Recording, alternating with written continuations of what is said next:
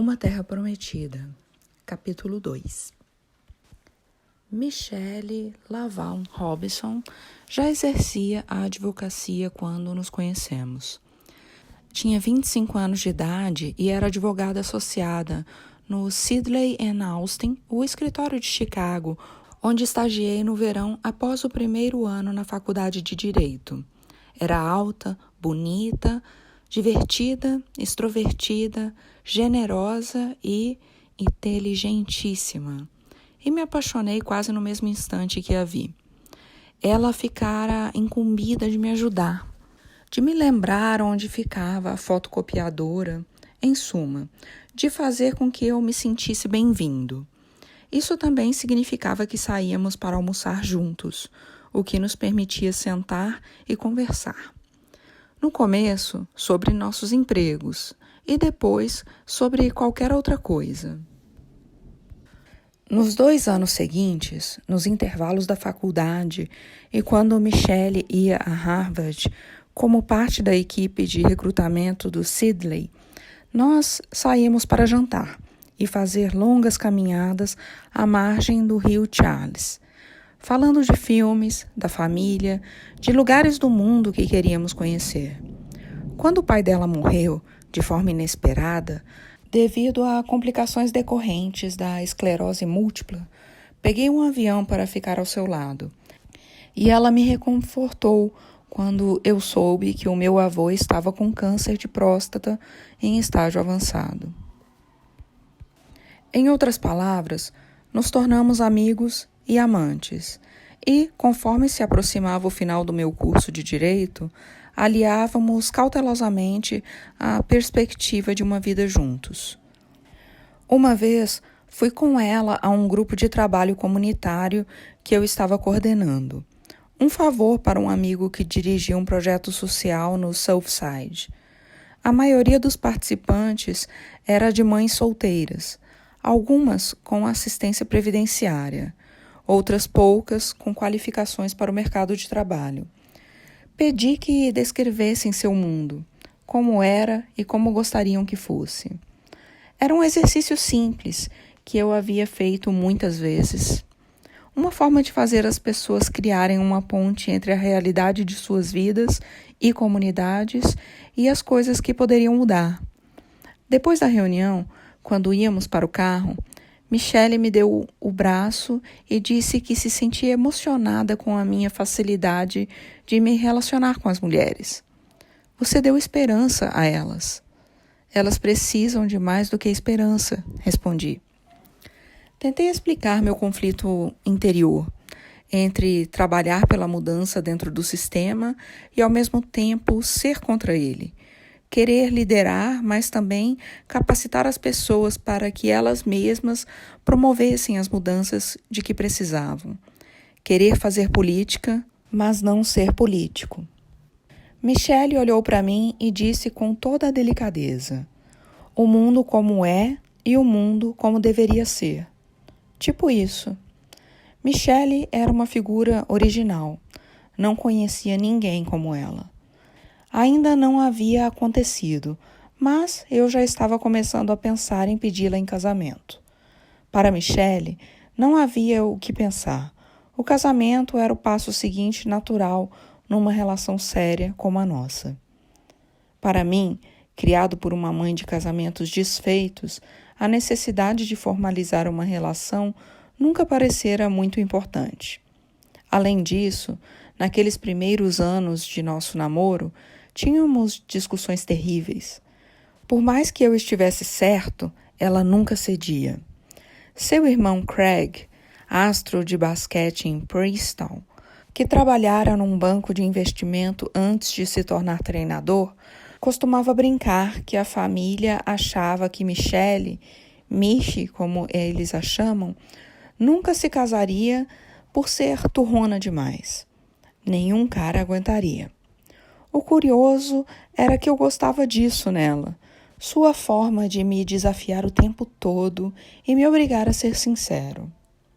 E Michelle, o que ela pensava? Penso nela pouco antes de nos conhecermos. Uma jovem profissional liberal, bem vestida, decidida, concentrada na carreira e em fazer as coisas como devem ser feitas, sem tempo para bobagens. E então, um cara estranho do Havaí, com suas roupas surradas e seus sonhos malucos, entra na sua vida. O fato de que eu era diferente dos rapazes com quem estava acostumada, dos homens com quem tinha namorado, segundo ela, fazia parte dos meus atrativos. Diferente até de seu pai, que ela adorava, um homem que nunca concluíra o curso na faculdade comunitária, acometido por uma esclerose múltipla logo aos 30 e poucos anos, mas nunca se queixava, ia trabalhar todos os dias, assistia a todas as apresentações de dança de Michele e a todos os jogos de basquete de Craig, sempre presente para a família, que era realmente o orgulho e a alegria da vida dele.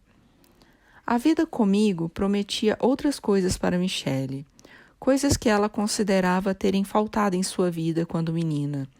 Aventura, viagens, uma libertação das restrições, da mesma forma como suas raízes em Chicago. Sua família numerosa, sua sensatez, sua vontade de ser, acima de tudo, uma boa mãe, prometiam uma âncora que me faltara durante boa parte da adolescência e juventude.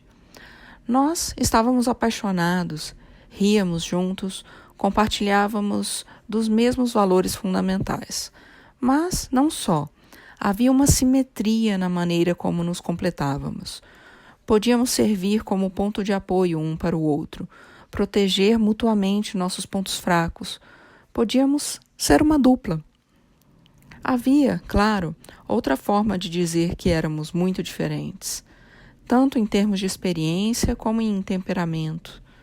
Para Michele, o caminho para uma vida boa era estreito e cheio de perigos. A família era o único esteio confiável. Os grandes riscos não deviam ser encarados de forma leviana.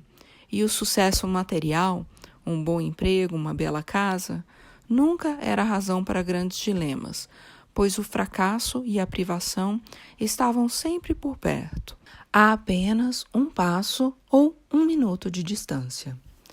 Michele nunca se preocupou com a ideia de estar se vendendo, pois o fato de ter crescido no South Side significava que a pessoa permanecia sempre, em certo sentido, como alguém de fora do sistema.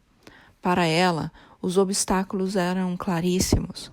Não era necessário procurá-los. As dúvidas nasciam da necessidade de provar a qualquer custo que tinham direito de estar em seu lugar, não só para os que duvidavam, mas para si mesma também. Quando o curso de Direito estava chegando ao fim, falei com Michele sobre meus planos. Eu não ia trabalhar no gabinete de nenhum juiz ou promotor. Ia voltar para Chicago e tentar prosseguir no trabalho comunitário. Ao mesmo tempo, exercendo a advocacia num pequeno escritório especializado em direitos civis. Se surgisse uma boa oportunidade, expliquei, podia até considerar a candidatura a um cargo público.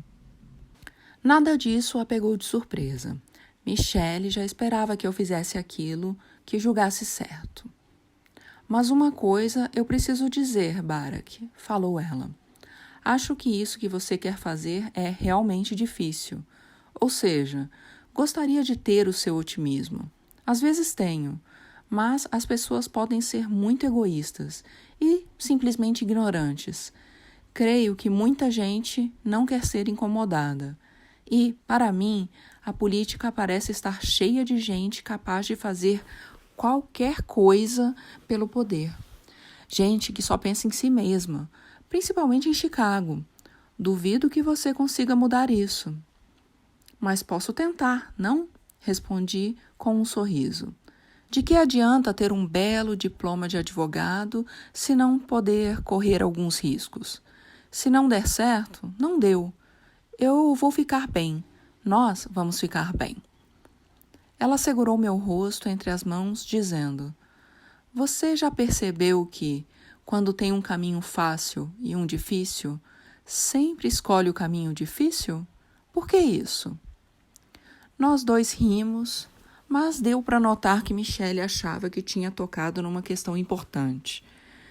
Essa percepção traria implicação para nós dois. Depois de alguns anos de namoro, Michele e eu nos casamos em 3 de outubro de 1992, na Trinity United Church of Christ, com mais de 300 parentes, amigos e colegas alegremente espremidos nos bancos da igreja. A cerimônia foi oficiada pelo pastor da igreja, o reverendo Jeremiah A. Wright Jr., que eu conhecia e admirava desde os tempos de trabalho social. Estávamos radiantes. Nosso futuro juntos começava oficialmente. Fui aprovado no exame da ordem, mas adiei o exercício da profissão por 1 ano, para conduzir o projeto VOTE, antes da disputa presidencial de 1992. Um dos maiores movimentos de cadastramento de eleitores da história de Illinois. Depois de voltarmos da lua de mel no litoral da Califórnia, dei aulas na Escola de Direito da Universidade de Chicago. Terminei meu livro e ingressei oficialmente na firma de advocacia Davis, Miner, Bernhill & Gallen, um pequeno escritório de direitos civis especializados em casos de discriminação profissional e que atuava no setor imobiliário, defendendo conjuntos residenciais de custo acessível. Michele, enquanto isso, concluiu que estava cansada do direito empresarial e se transferiu para o Departamento de Planejamento e Desenvolvimento da Prefeitura de Chicago, onde trabalhou por 1 ano e meio antes de aceitar dirigir um programa sem fins lucrativos voltado à formação de lideranças jovens, chamado Public Allies. Nós dois gostávamos de nossos empregos e das pessoas com quem trabalhávamos. E, com o passar do tempo, nos envolvemos com várias iniciativas cívicas e filantrópicas. Frequentávamos eventos esportivos, concertos e jantares com um círculo crescente de amigos. Conseguimos comprar um apartamento modesto, mas acolhedor, num conjunto no Hyde Park, bem na frente do Lago Michigan e no Promontory Point, a uma pequena distância de onde morava Craig e sua jovem família. A mãe de Michele, Marian, continuava a morar na casa da família no South Shore, a menos de 15 minutos de carro, e íamos visitá-la com frequência para nos banquetearmos com frango frito com legumes, bolo Red Velvet e o churrasco feito por Pete, um tio de Michele. Depois de nos empanturrarmos, sentávamos em volta da mesa da cozinha e ouvíamos os tios de Michele contando histórias da infância e da juventude, entre risadas cada vez mais altas à medida que caía a tarde, enquanto primos, sobrinhos e sobrinhas ficavam pulando nas almofadas do sofá até serem mandados para o quintal. Na volta para casa, ao anoitecer, Michele e eu às vezes falávamos em ter filhos. Como seriam ou quantos? E que tal um cachorro? E imaginávamos o que faríamos juntos como família. Uma vida normal, uma vida feliz e produtiva. Isso deveria bastar. Mas, no início do 2º semestre de 1995, uma estranha sequência de fatos fez surgir, de repente, uma oportunidade política. O congressista do 2º Distrito de Illinois, Mel Reynolds, fora indiciado com várias denúncias, inclusive a de ter supostamente mantido relações sexuais com uma voluntária de 16 anos de idade que trabalhava para a campanha. Se fosse condenado, havia imediatamente uma eleição especial para substituí-lo. Eu não morava no distrito. Meu nome não era conhecido e não tinha base de apoio para entrar numa disputa parlamentar. Alice Palmer, porém, a senadora estadual de nossa área, podia concorrer ao assento e, não muito antes da condenação do deputado em agosto, ela se lançou ao cargo. Palmer, ex-pedagoga afro-americana com raízes profundas na comunidade, tinha um histórico sólido, embora não muito notável, e era estimada pelos progressistas e por alguns dos antigos ativistas negros que haviam contribuído para a vitória de Harold. Eu não a conhecia, mas tínhamos amigos em comum.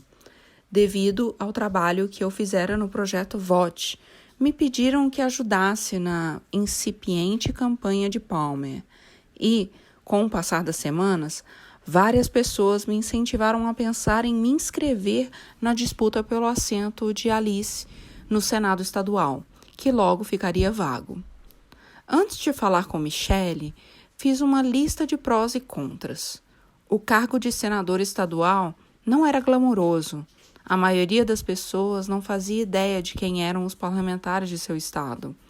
E Springfield, a capital de Illinois, era famosa pela velha prática de destinação de verbas a projetos de caráter unicamente eleitoreiro, por conchavos partidários, propinas e outras maracutaias políticas. Por outro lado, eu precisava começar por algum lugar e tinha de pagar minhas dívidas. Além disso, o Legislativo Estadual se reunia apenas algumas semanas por ano, o que significava que eu poderia continuar dando aulas e trabalhando no escritório de advocacia. O melhor de tudo foi que Alice Palmer concordou em endossar meu nome. Como o julgamento de Reynolds ainda não estava encerrado, era difícil estabelecer um cronograma para os trabalhos.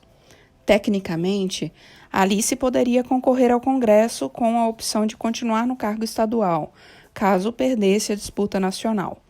Mas ela garantiu a mim e a outras pessoas que não ficaria mais no Senado estadual, que estava disposta a seguir em frente.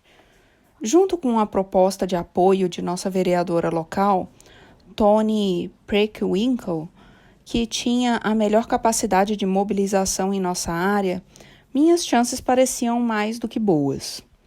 Fui até Michelle e fiz meu discurso. Pense nisso como um teste, falei. Fazer uma experiência. Certo. E aí, o que você acha? Ela me beliscou a bochecha. Acho que é uma coisa que você quer fazer, então faça. Só me prometa que não vou precisar ficar em Springfield. Eu tinha mais uma pessoa a consultar antes de me decidir. Meses antes, minha mãe adoecera e recebera o diagnóstico de um câncer no útero. O prognóstico não era favorável.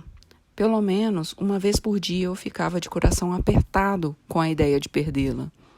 Tinha ido até o Havaí assim que soube da notícia e fiquei aliviado ao ver que ela continuava com a mesma boa disposição de sempre. Confessou que estava com medo, mas queria fazer o tratamento mais agressivo possível. Não vou a lugar nenhum, ela me disse, enquanto você não me der alguns netos. Ela recebeu a notícia de minha provável candidatura ao Senado Estadual com seu entusiasmo característico, fazendo questão de saber de todos os detalhes. Reconheceu que seria uma trabalheira, mas isso, para minha mãe, sempre foi coisa boa. E veja direito se Michelle aceita bem essa ideia, disse ela. Não que eu seja a melhor pessoa para dar palpite em casamentos. E não se atreva a me usar como uma desculpa para desistir. Já tenho que lidar com muita coisa sem precisar sentir que os outros estão deixando as coisas de lado por minha causa. Isso é mórbido, entende? Entendo. 7 meses depois do diagnóstico, a condição se agravou. Em setembro, Michelle e eu fomos a Nova York encontrar Maia e minha mãe para uma consulta com um especialista no Memorial Sloan Kettering. Já no meio do tratamento com quimioterapia, ela sofrera uma transformação física. Não tinha mais o longo cabelo preto, os olhos pareciam vazios. E o pior, a avaliação do especialista foi que o câncer estava no estágio 4 e que as opções de tratamento eram limitadas. Enquanto observava minha mãe chupando cubos de gelo porque suas glândulas salivares não funcionavam mais, me empenhei ao máximo em aparentar calma.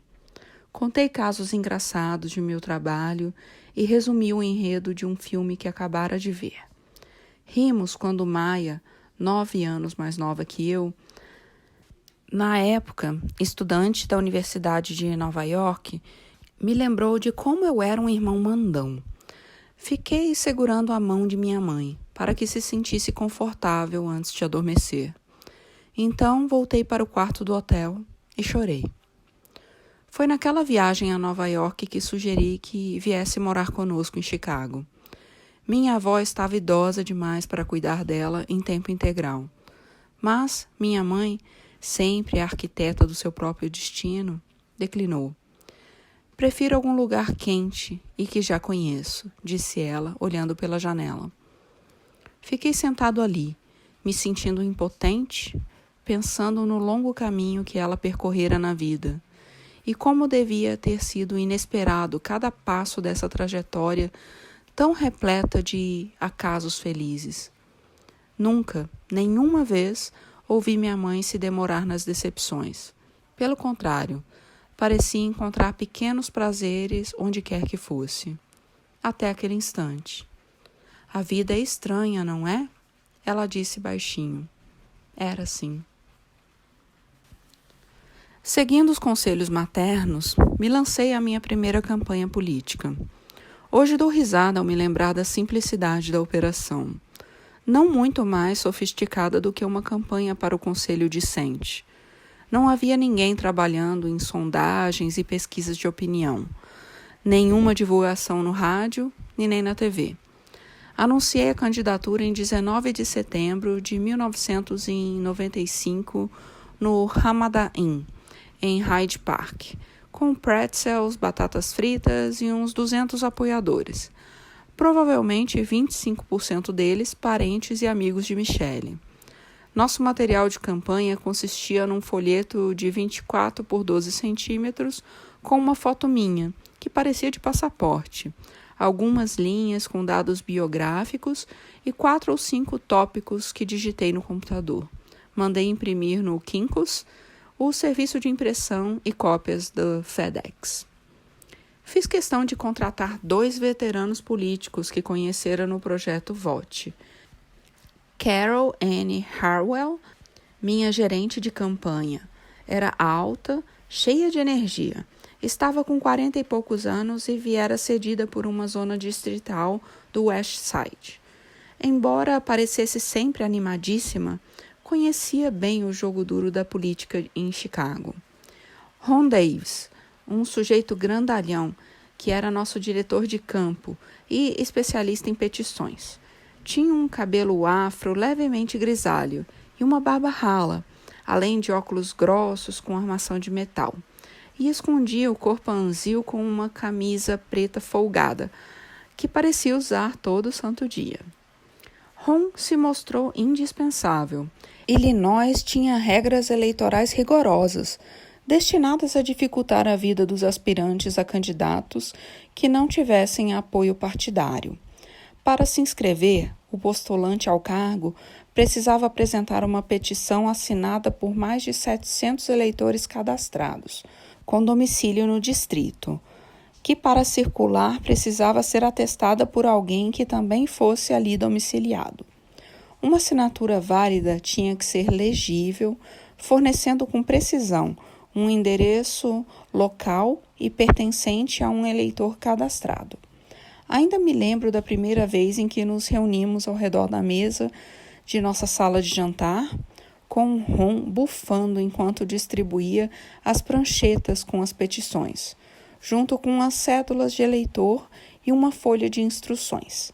Sugeri que, antes de falarmos sobre petições, deveríamos organizar alguns eventos de apresentação do candidato e talvez redigir algumas propostas.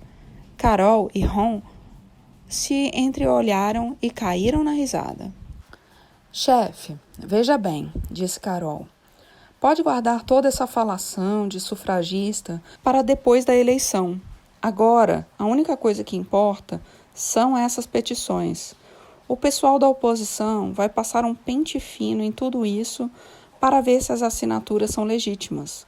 Se não forem, você está fora. E posso garantir que, por maior que seja nosso cuidado, metade das assinaturas não vai valer. E é por isso que precisamos de pelo menos o dobro do que eles dizem.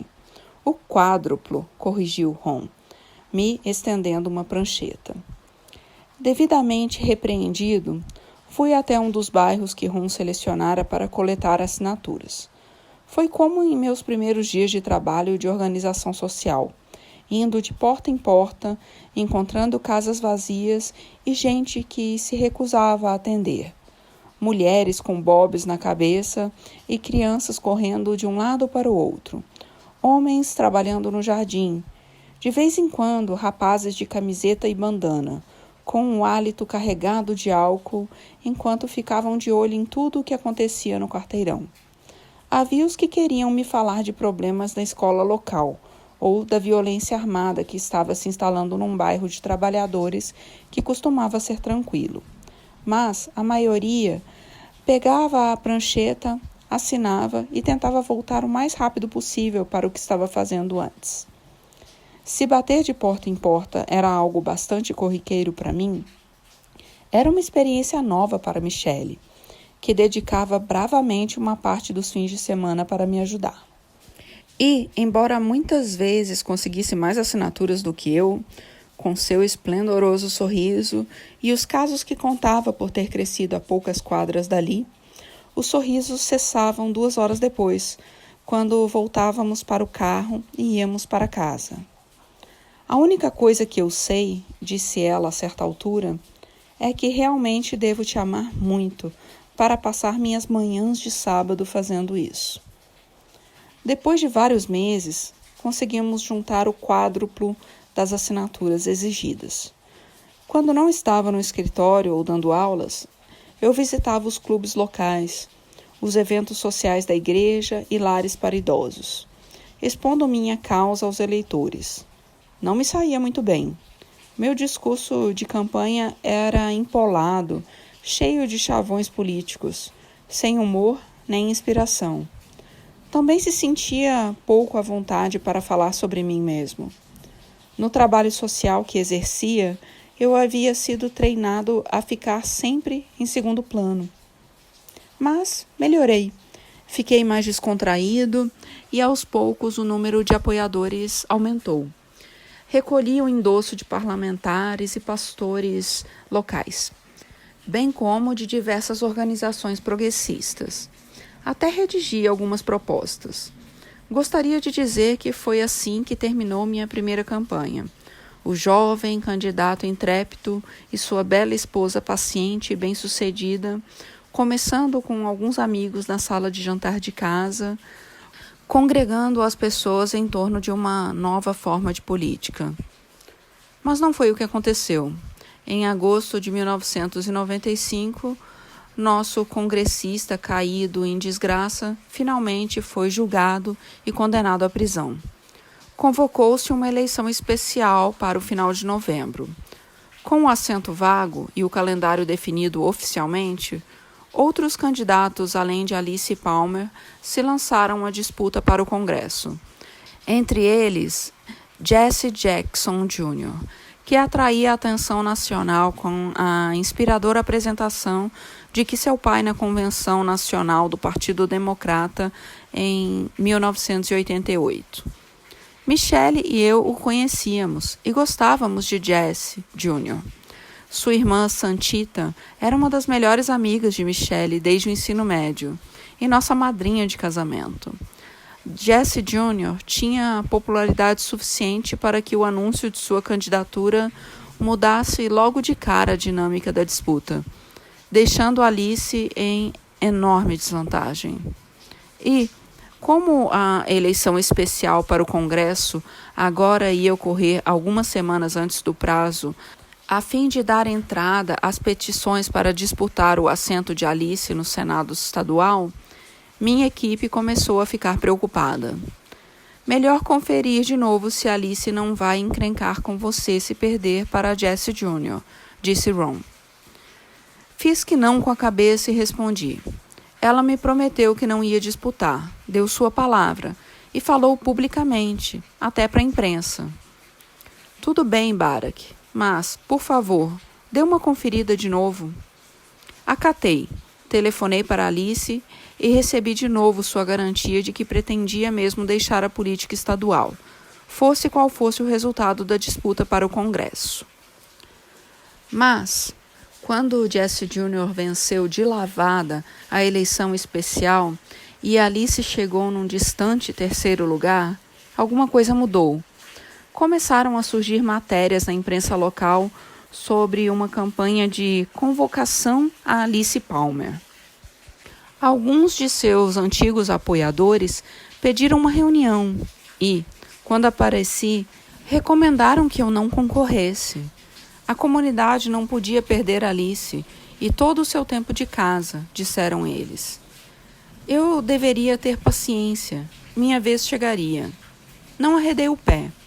Afinal, eu tinha voluntários e doadores que já haviam investido muito na campanha. Ficara com Alice, mesmo quando Jesse Jr. entrou na disputa. Mas não consegui convencer ninguém. Quando falei com Alice, o rumo da situação ficou claro.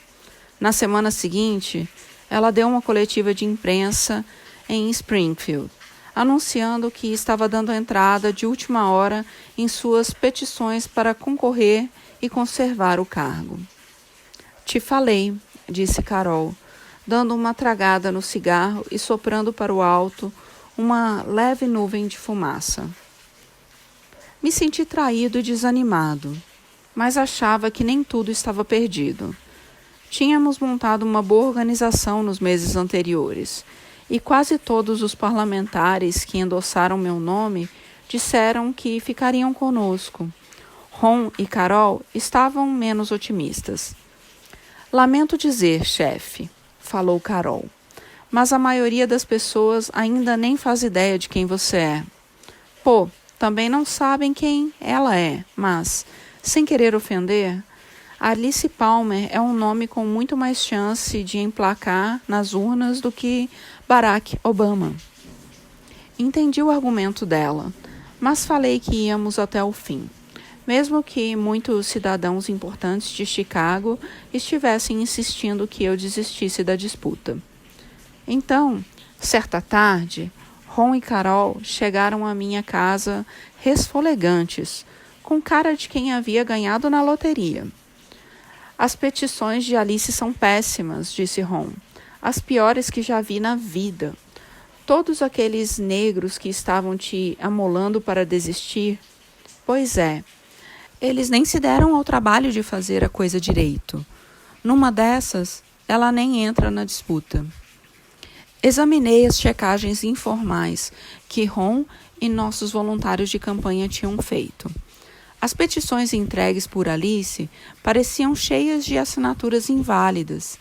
Gente com domicílio fora do distrito, múltiplas assinaturas com nomes diferentes, mas na mesma caligrafia. Cocei a cabeça. Não sei, pessoal. Não sabe o quê? Perguntou Carol. Não sei se quero ganhar desse jeito. Bom, claro, estou chateado com o que aconteceu. Mas essas regras eleitorais não fazem muito sentido. Preferi apenas derrotá-la. Carol recuou, cerrando os dentes. Essa mulher deu a palavra dela para você, Barack, disse Carol. Todos nós nos esfalfamos de trabalhar aqui com base nessa promessa. E agora, quando ela tenta ferrar tudo, e nem isso consegue fazer direito, você vai deixar passar em branco? Acha que eles não tirariam você na mesma hora se pudessem? Ela sacudiu a cabeça e prosseguiu. Pô, Barack, você é um cara legal. É por isso que a gente acredita em você. Mas, se deixar passar essa, mais vale voltar a dar aula ou qualquer outra coisa, porque, para a política, você não serve. Vai ser atropelado e não vai fazer nenhum bem para ninguém. Olhei para Ron, que comentou calmamente: ela tem razão. Eu me recostei na cadeira e acendi um cigarro. Me senti suspenso no tempo, tentando decifrar o que meu instinto me dizia. Até que ponto queria aquilo? Relembrei a mim mesmo o que julgava ser possível fazer caso fosse eleito, e o quanto me dispunha a trabalhar se tivesse essa chance. Por fim, falei: certo, certo, repetiu Carol, o sorriso de volta ao rosto. Ron pegou seus papéis e os guardou na pasta. O processo levaria uns 2 meses para se desenrolar, mas, com minha decisão naquele dia, a disputa estava efetivamente encerrada. Demos entrada em nosso pedido de inscrição no Conselho Eleitoral de Chicago e, quando ficou claro que os integrantes iam decidir a nosso favor, Alice caiu fora. Enquanto isso, afugentamos vários outros democratas com petições ruins da votação. Sem adversário democrata e com uma oposição republicana apenas simbólica, eu estava a caminho do Senado estadual. Fosse qual fosse minha visão de um tipo de política mais nobre, ela teria que esperar. Creio que é possível extrair boas lições dessa primeira campanha. Aprendi a respeitar as questões práticas da política, a atenção necessária aos detalhes, a lida diária que pode ser a diferença entre ganhar e perder. Esse processo também confirmou o que eu já sabia sobre mim mesmo. Apesar de preferir o jogo limpo e honesto, eu não gostava de perder. A lição mais duradoura, porém, não teve nada a ver com os aspectos técnicos da campanha, nem com o jogo duro da política. Teve a ver com um telefonema que recebi no começo de novembro de Maia, que estava no Havaí, bem antes que eu soubesse como me sairia na disputa. Ela está mal, Bé, disse Maia. Muito mal? Acho melhor você vir agora mesmo. Eu já sabia que a condição de minha mãe estava se deteriorando. Tinha falado com ela poucos dias antes, percebendo um novo grau de dor e resignação em sua voz. Eu tinha reservado um voo até o Havaí para a semana seguinte. Ela consegue falar? Perguntei a Maia. Acho que não. Ela apaga e volta, apaga e volta. Desliguei e telefonei para a agência, remarcando o voo para o primeiro horário na manhã seguinte. Liguei para Carol, cancelando alguns eventos de campanha e repassando o que precisava ser feito durante minha ausência. Algumas horas depois, Maia ligou novamente. Sinto muito, querido. Mamãe se foi. Minha irmã contou que ela não havia recuperado a consciência. Maia estava sentada ao seu ldo, no leito do hospital, lendo para ela um livro de contos folclóricos, quando aconteceu. Realizamos um ofício fúnebre naquela semana, no Jardim Japonês, atrás do Centro Oriente-Ocidente, na Universidade do Havaí. Recordei que brincava lá quando menino, com minha mãe sentada ao sol, me observando enquanto eu corria pela grama. Pulava nos degraus de pedra e apanhava girinos no córrego que passava ao lado. Depois, Maia e eu fomos até um mirante do promontório Coco e lançamos as cinzas ao mar, em meio às ondas batendo nas rochas. E pensei em minha mãe e em minha irmã sozinhas naquele quarto do hospital, comigo ausente, tão ocupado com minhas grandiosas missões. Sabia que aquele momento nunca voltaria. Somada à dor, senti uma enorme vergonha. A menos que se esteja ao extremo sul de Chicago, o caminho mais rápido para Springfield é pela I-55. Na hora do rush, saindo do centro e passando pelos subúrbios a oeste, o trânsito fica muito lento. Mas depois de Joliet, a via fica livre, com pista de asfalto lisa e reta, rumando para o sudoeste, atravessando Bloomington, sede da seguradora State Farm e da Beer Nuts, e Lincoln, que recebeu o nome do presidente que ajudara a incorporar a cidade quando ele era apenas um advogado, e seguindo por quilômetros e quilômetros entre milharais. Passei quase 8 anos fazendo essa rota, quase sempre sozinho. Normalmente em 3 horas e meia, indo e voltando de Springfield durante algumas semanas no outono, boa parte do inverno e começo da primavera, quando o Legislativo de Illinois realizava a maioria de suas atividades. Saía na terça à noite, depois do jantar, e voltava para casa na quinta, ao anoitecer, ou na sexta de manhã. A cerca de 1 hora de distância de Chicago, o sinal de celular sumia, e o rádio só sintonizava estações de música gospel e programas de entrevistas. Para me manter desperto, ouvia audiolivros. Quanto mais longos, melhor. Em geral, romances. Os favoritos eram John le Carré e Toni Morrison, mas também livros de história sobre a Guerra Civil, a Era Vitoriana, a queda do Império Romano. Quando me perguntavam, eu dizia aos amigos céticos que estava aprendendo muito em Springfield, o que, pelo menos nos primeiros anos, era mesmo verdade. Dos 50 estados, Illinois é o que melhor representa a demografia nacional, com uma metrópole fervilhante, extensas áreas residenciais ao redor, um interior agrícola, cidades industriais e uma região ao sul considerada mais sulista do que nortista. Em alguns dias, sob a alta cúpula do Capitólio, via-se um recorte geral do país. Um poema de Carl Sandburg convertido em realidade. Havia a meninada dos grandes centros urbanos se alvoroçando numa excursão escolar. Executivos elegantes do mercado financeiro mexendo em seus celulares. Agricultores de boné requerendo ampliar os diques que permitiam a travessia de barcaças industriais que levavam suas safras para o mercado. Viam-se mães latinas querendo financiamento para uma nova creche e motoqueiros de meia-idade, com jaqueta de couro, costeletas e bigodes característicos, tentando deter mais uma iniciativa legislativa de obrigá-los a usar capacete. Mantive a discrição naqueles primeiros meses. Alguns colegas se sentiam desconfiados por causa de meu sobrenome incomum e minha formação em Harvard, mas fiz a lição de casa direitinho e ajudei a angariar verbas para as campanhas de outros senadores.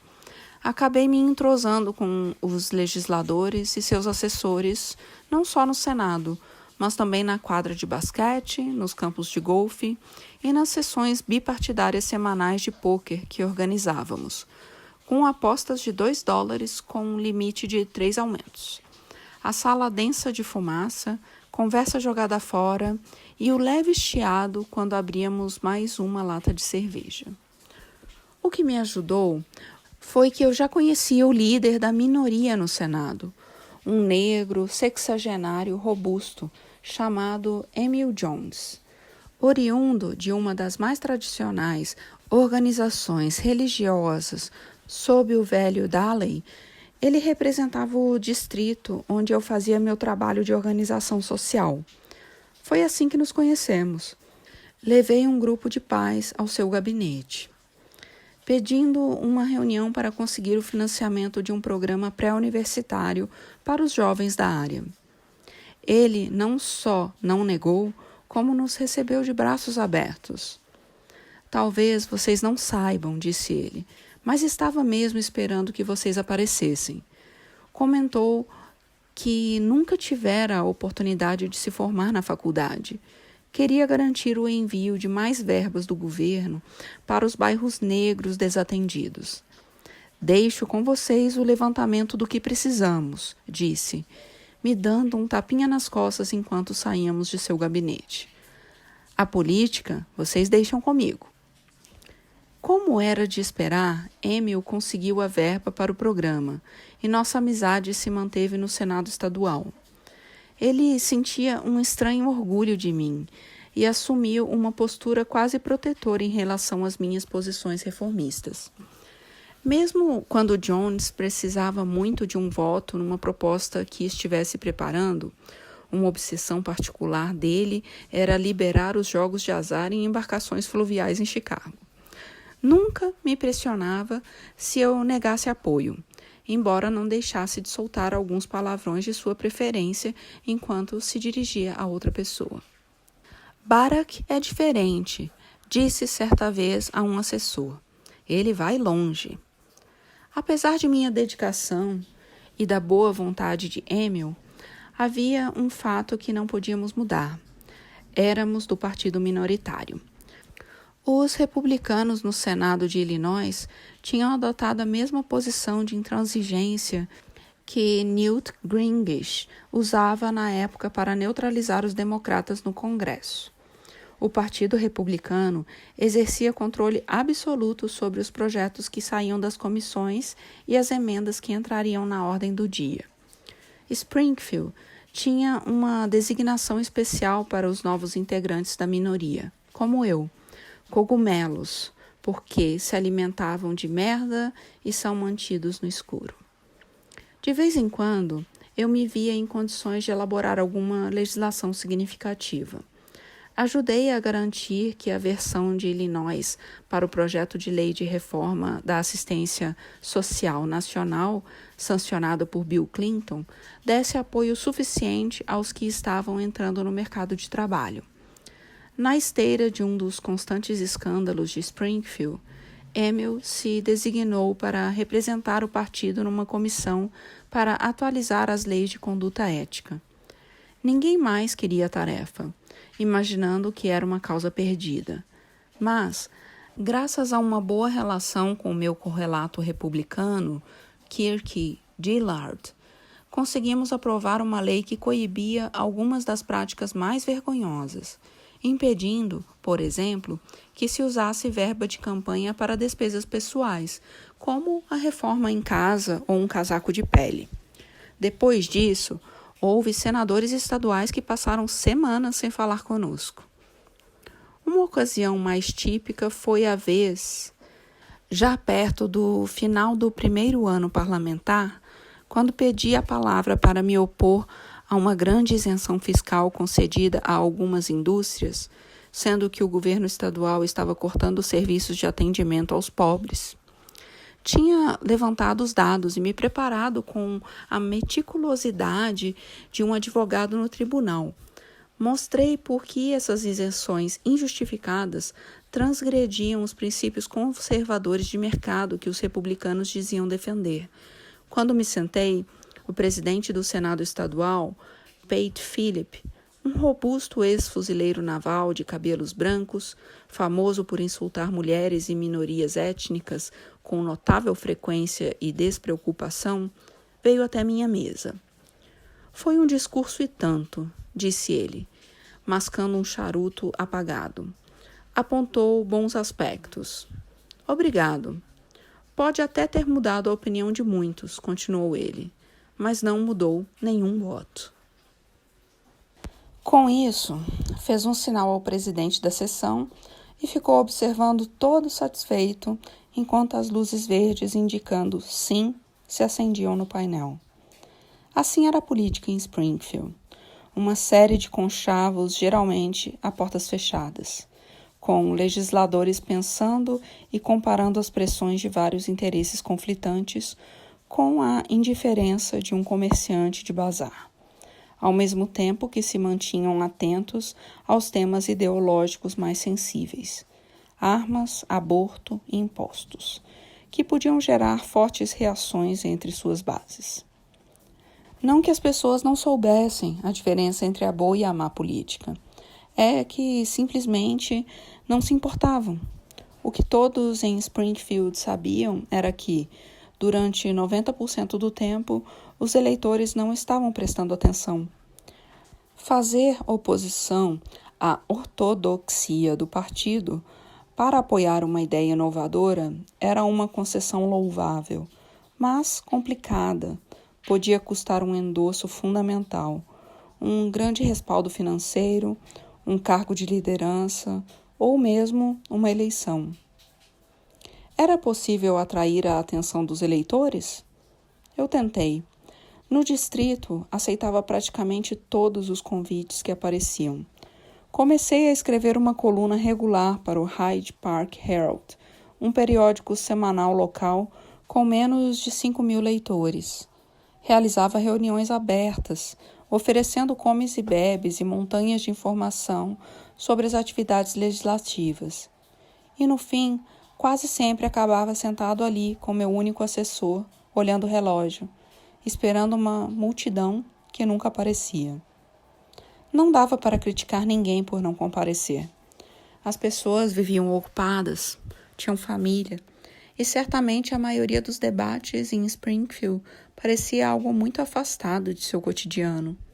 Por outro lado, nas poucas questões de destaque que de fato interessavam a meus eleitores, provavelmente eles já concordavam comigo, visto que as linhas de meu distrito, como as de quase todos os distritos de Illinois, haviam sido traçadas com uma precisão cirúrgica para garantir um predomínio unipartidário. Se eu quisesse mais verbas para escolas nos bairros pobres, se quisesse maior acesso ao atendimento de saúde básica ou programas de atualização para trabalhadores desempregados, não precisava convencer quem tinha votado em mim. As pessoas que eu precisava envolver e persuadir moravam em outro lugar. No final do meu segundo ano, a atmosfera do Capitólio começou a pesar sobre mim. A inutilidade de estar na minoria, o ceticismo que tantos colegas meus exibiam como medalha de honra, e, sem dúvida, isso transparecia.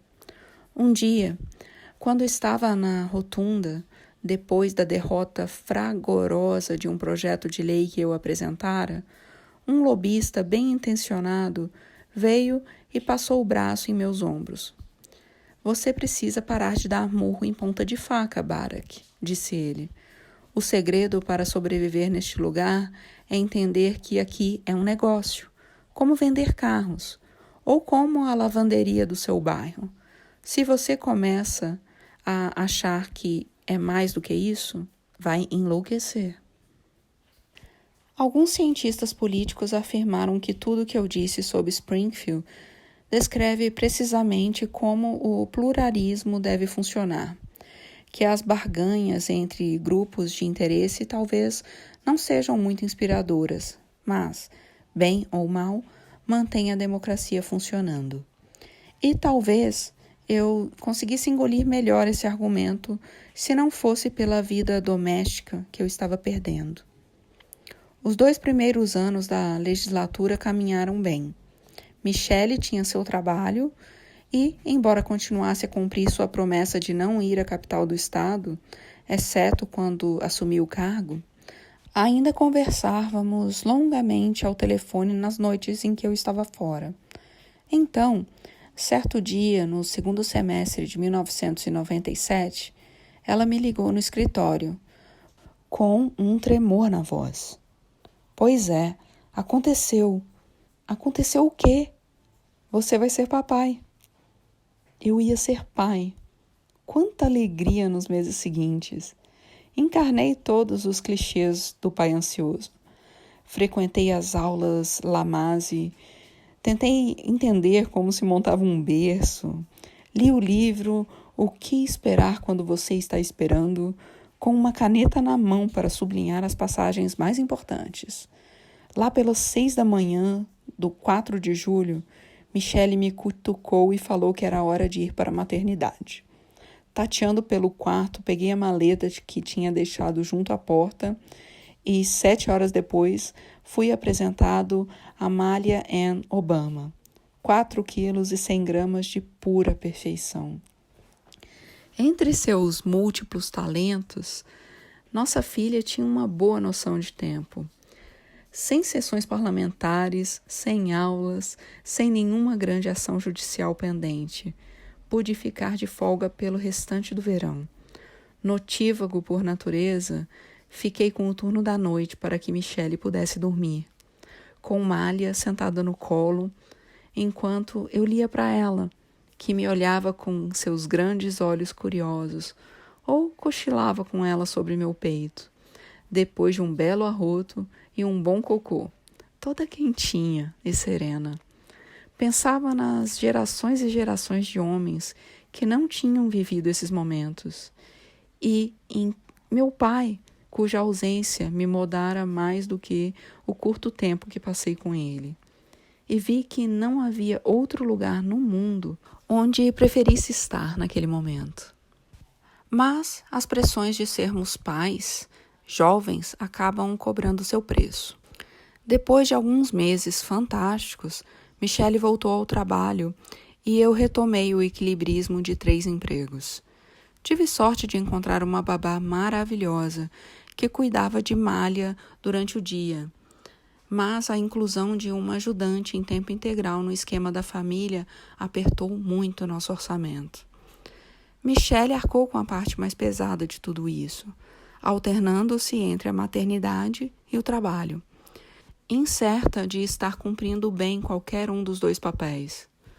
No final de cada noite, depois de alimentar, dar banho, ler historinhas, limpar o apartamento, verificar se tinha pegado a roupa na lavanderia, fazer um lembrete para marcar consulta com o pediatra, muitas vezes deitava numa cama vazia, sabendo que o ciclo recomeçaria daqui a poucas horas, enquanto o marido estava fora, fazendo coisas importantes. Começamos a discutir mais, em geral tarde da noite, quando estávamos os 2 totalmente esgotados. Não foi a isso que me propus, Barak, disse Michele a certa altura. Sinto como se estivesse fazendo tudo sozinha. Fiquei magoado com aquilo. Quando não estava no trabalho, eu estava em casa. E se estava em casa e me esquecia de limpar a cozinha depois do jantar, era porque tinha que ficar acordado até tarde corrigindo provas ou repassando umas súmulas dos fatos. Mas, enquanto elencava os argumentos em minha defesa, eu percebi que estava falhando. Por trás da fúria de Michele, havia uma verdade mais profunda. Eu tentava fazer um monte de coisas para um monte de pessoas diferentes. Estava escolhendo um caminho difícil, exatamente como ela previra quando nossos fardos eram mais leves e nossas responsabilidades pessoais menos emaranhadas. Pensei então na promessa que fizera a mim mesmo quando Malha nasceu. Meus filhos iam me conhecer, iam crescer sabendo de meu amor por eles, sentindo que eu os colocava sempre em primeiro lugar. Sentada à luz de nossa sala de estar, Michele já não parecia brava, apenas triste. "Vale a pena?" perguntou. Não lembro o que respondi. Só sei que não fui capaz de admitir que não tinha mais certeza. Olhando em retrospecto, é difícil entender por que cometemos uma besteira. Não me refiro a miudezas, estragar a gravata favorita porque tentou tomar sopa dentro do carro, ou dar um mau jeito nas costas porque foi jogar futebol americano no dia de ação de graças. Me refiro a escolhas idiotas após longas ponderações. Aquelas vezes em que identificamos um problema de verdade em nossa vida, analisamos e então, com toda a confiança, nos saímos justamente com a resposta errada. Foi o que aconteceu comigo em minha candidatura ao Congresso. Depois de muitas conversas, tive que reconhecer que Michele estava certa em perguntar se meu papel em Springfield justificava o sacrifício. Em vez de diminuir minha carga, porém, segui na direção contrária, concluindo que precisava pisar no acelerador e conseguir um cargo de mais influência. Na mesma época, o congressista veterano Bobby Rush, um ex-Pantera Negra, enfrentou o prefeito Daley na eleição de 1999 e foi derrotado, com um desempenho fraco até em seu próprio distrito. Considerei a campanha de Rush pouco inspirada, sem nenhuma base, a não ser a vaga promessa de dar continuidade ao legado de Harold Washington. Se era assim que ele atuava no Congresso, imaginei que eu poderia fazer melhor. Depois de conversar com alguns consultores de confiança, Minha equipe improvisou uma pesquisa interna para ver se seria viável concorrer contra Rush. Nossa amostragem informal nos indicou que havia alguma chance. Com esses resultados nas mãos, consegui persuadir vários amigos próximos a contribuírem para arrecadar fundos. E então, apesar dos avisos de pessoas com mais experiência política, alertando que Rush era mais forte do que parecia, e, apesar de Michelle duvidar da minha ilusão de pensar que ela se sentiria melhor se eu estivesse em Washington em vez de em Springfield, anunciei minha candidatura ao Congresso pelo 1º Distrito. Quase desde o começo, a disputa foi um desastre. Depois de algumas semanas, começaram as investidas do campo de Rush. Obama é de fora, tem o apoio de gente branca, é um elitista de Harvard. E esse nome, será que é mesmo negro?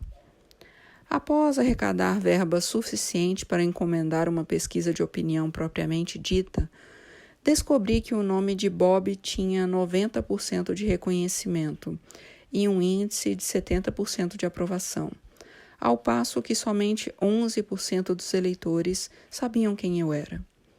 Pouco depois disso, o filho adulto de Bob foi tragicamente baleado e morto, despertando uma enorme onda de solidariedade. Com isso, suspendi minha campanha durante um mês.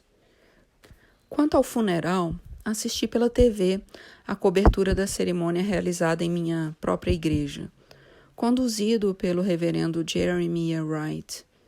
Já em situação delicada em casa, levei minha família ao Havaí para um breve período de férias nas festas de fim de ano, justamente quando o governador convocou uma sessão legislativa especial para votar uma medida de controle de armas que eu apoiava.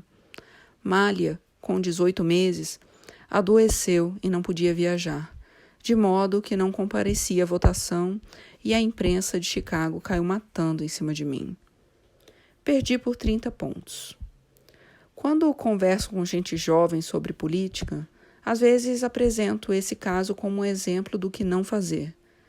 Geralmente incluo um adendo, contando que, poucos meses depois da derrota, um amigo meu, preocupado com meu desânimo, insistiu que eu o acompanhasse à Convenção Nacional do Partido Democrata de 2000, em Los Angeles. Você precisa voltar à carga, disse ele.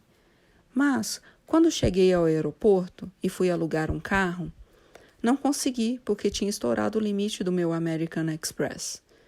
Dei um jeito de chegar ao Staples Center, mas então descobri que a credencial que meu amigo conseguira para mim não permitia a entrada no recinto da convenção. E com isso fiquei circulando ao redor do evento, assistindo às festividades pelas TVs suspensas nas paredes. Finalmente, após um episódio constrangedor, horas depois, quando meu amigo não conseguiu que me deixasse entrar numa festa em que estava, tomei um táxi para o hotel, dormi no sofá da suíte dele e peguei o avião de volta para Chicago no momento em que Al Gore fazia seu discurso depois de ter sido nomeado candidato.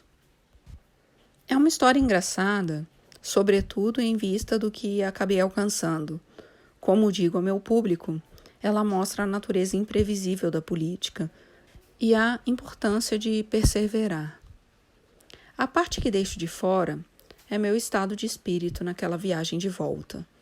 Tinha quase 40 anos, estava falido, acabava de sair de uma derrota humilhante e meu casamento andava tenso. Senti, talvez pela primeira vez na vida, que tinha tomado o rumo errado, que, quaisquer que fossem as reservas de energia e otimismo que julgava ter, qualquer que fosse o potencial em que sempre apostara, haviam sido consumidos num esforço inútil. E pior, reconheci que, em minha candidatura ao Congresso, fora movido não por um sonho altruísta de mudar o mundo, mas pela necessidade de justificar as escolhas que já tinha feito, de afagar meu ego ou de aplacar a inveja que sentia dos que estavam aonde eu não conseguira chegar. Em outras palavras, eu me tornara exatamente aquilo que, quando mais jovem, tanto censurava. Eu era um político, e não muito bom, aliás.